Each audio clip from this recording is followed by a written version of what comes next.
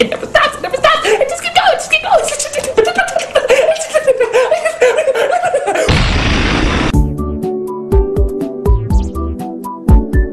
Okay. Alright, let me start over. Hello, I'm the Nostalgia Guy, remember? Alright. This movie is not only bad, it is annoying. Ungodly annoying. Just when you think it needs to take a break from being annoying, that's when it gets even more annoying! Okay, let's get the title out of the way, The Magic Voyage.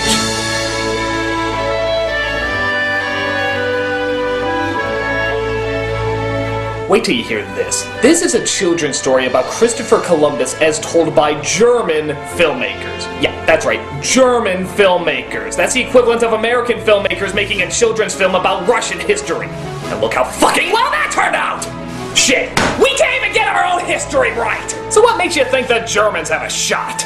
But this goes beyond just magical powers, a talking bat, or a talking tree. No, this story goes right off the deep end of the flat friggin' Earth. But what makes this film especially horrendous? Oh, you'll see in a moment. Let's dive right into The Magic Voyage. So as the credits roll, we see that the film is too cheap to get opening animation, so they just throw their storyboards at us. We see the narrator starts to talk about the story we're about to see, and yeah, tell me if the voice sounds familiar. A long time ago, people thought the world was flat. And if you sailed uncharted waters, you just might fall over the edge into space. That's right, it's our very own Mickey Rooney. Former biggest star in the world. Started with Elizabeth Taylor, the other former biggest star in the world. The narrator of Care Bears. Yeah. Watch a black and white movie sometime. Actually, it is eerie how exactly the same his performance is from both these kids' movies. Listen.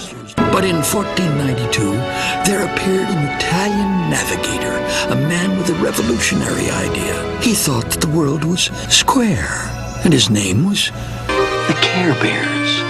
Ugh, that smile. As long as I don't have to see him, I'm okay. Here we go! Woo. We then see our main hero of the movie. Yeah, I bet you thought it was gonna be Christopher Columbus, didn't you? He does only take up 2/3 of the fucking poster. But nope, it's a little woodworm named Pico, played by not former biggest star in the world, Corey Feldman. I used to be a bookworm. I sat up on the shelf. I read about exotic... Okay, I'll save you. The singer can't sing, the songwriter can't write, and this has nothing to do with Christopher Columbus. So skip it. But he does eventually come across Christopher Columbus, voiced by, Dom? Why did you have to pick so many bad movies? Do you think I like continually making fun of you? You seemed like a nice guy. I liked you. You were really cool, but... yeah, it's the story of America told by Germans! You should know better, Dom! You should know better! But, on the bright side, he is Italian, so he can probably do an authentic Italian accent. My map is sure stink. Or maybe he'll be as authentic as Mario. Hey, at least they're aiming for the popular stereotypes. Hey, I think I'd like to show you something. I think you're gonna like it a lot, too. It's me, Christopher Columbus. It's 1492, and the world is still flat. Maybe it's not so important. Not so important? Are you kidding? Excuse me. Pardon. Whoa! Maybe the world is she's around? Of course it's round, blockhead. What do you think? No disrespect to insects, but how the fuck does a woodworm know the world is round? I mean, seriously, where did that come from? Are woodworms just the smartest creatures on the planet? I'm at the thinking the world is flat. No, it's not. It's round. Well, I'm at the thinking that Christianity is the true religion. No, it isn't. It's Rastafarian. No. Yes. Well, I'm at the thinking that we're totally alone in space. No, we're not. There's the Blardonians. Once the Blardonian government gets enough money to fund their space program, they'll come to Earth and enslave us all. Oh, wow. Well, I'm at the thinking this movie's gonna be a big hit. Have a drink.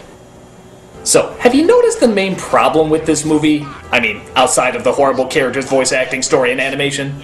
It's a little hard to get through in edited clips, but let's see if you can figure it out in this clip. Excuse me. Do you mind? I suppose you're wondering what I got here. You know, I couldn't really care less. No? How about this one? My brand new theory, which will make you great to be on your wildest dreams. That's so. Oh, yes. And what makes you think I'm not already great beyond my wildest dreams? No, you... Still not getting it? Let's try one more.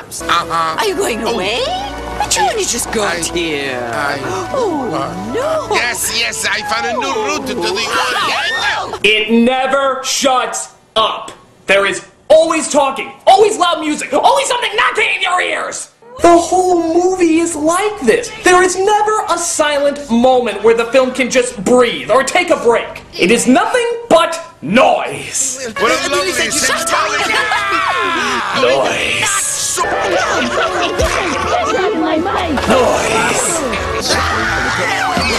If there's one thing I can't stand, it's all the noise. Noise.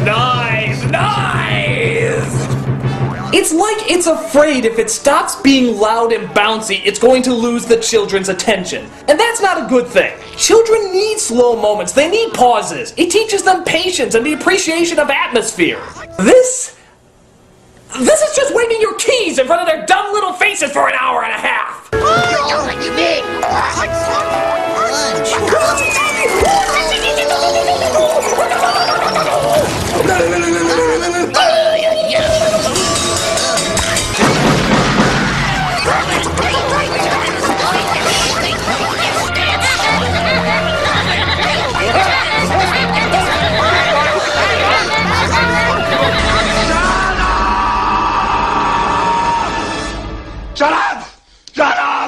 Shut up!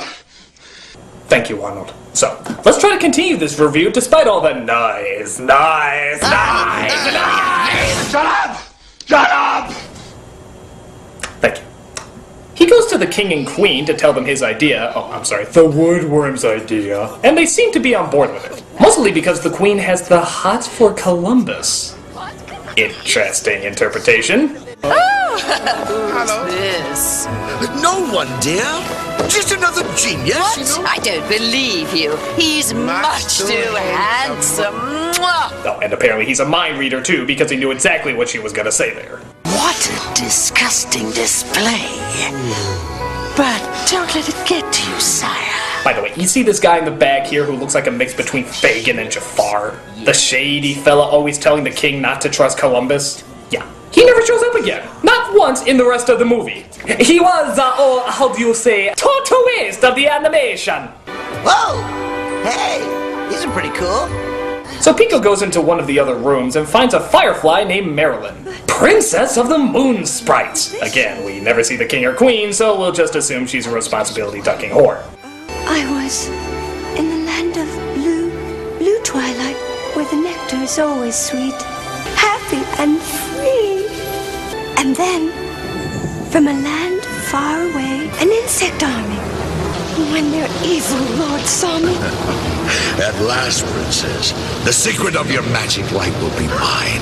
Yeah, remember this from the history books? Magic light, insect armies, lord swarm. Maybe this is the history of how the Smurfs discovered America, but can we hear the damn story about Christopher Columbus?